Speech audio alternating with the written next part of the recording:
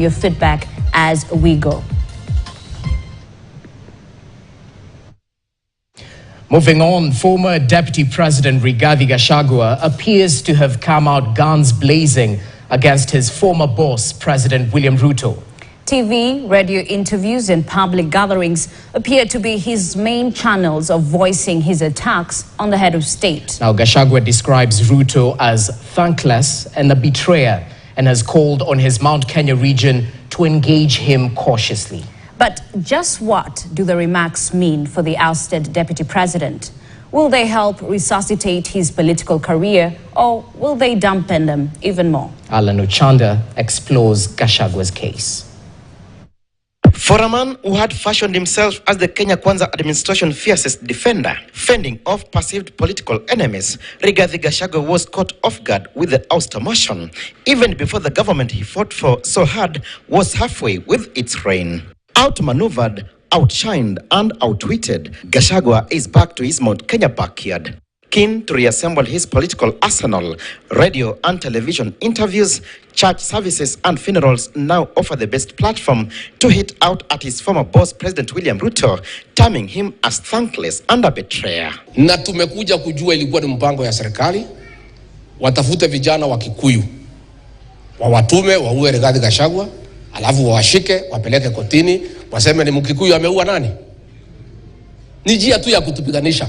Political observers, however, opine the abrasive former administrator has set himself on a self-destruction mode. Unlike Ruto, when he weaved his political basket while serving as deputy president, Gachagua is out and might be disadvantaged. He's trying to play into a principle called the Chatter's principle, whereby when a system is stressed, it tries to reorganize itself to attain equilibrium. But for his case, the parameters will not favor him. One, unlike his nemesis in the former regime, he was still a deputy president. He had a clout of power. He doesn't have. You cannot destabilize the agenda of the president when you are outside. You can only fight with the government when you are inside. When you're outside government, you're just wasting time. It's like a madman making noise on the streets. You just ignore him.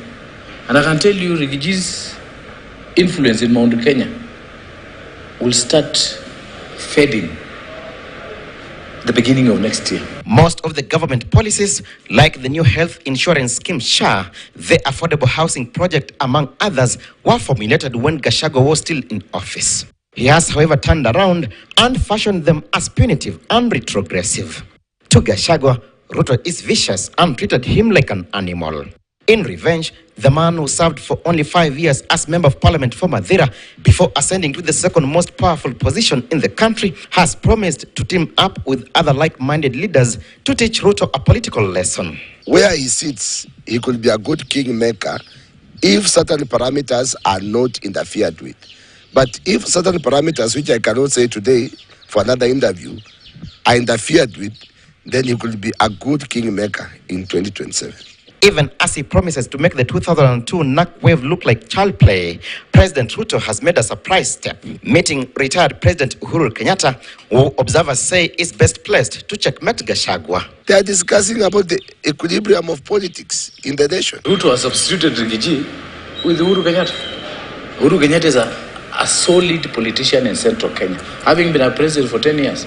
So what Rigachi is doing is a waste of time. He'll have 2 or 3 MPs running around and making noise together with him. Even as he promises a political duel, Gachagua appears to struggle to shed off the tag of a tribal chauvinist. Alan Ochanda,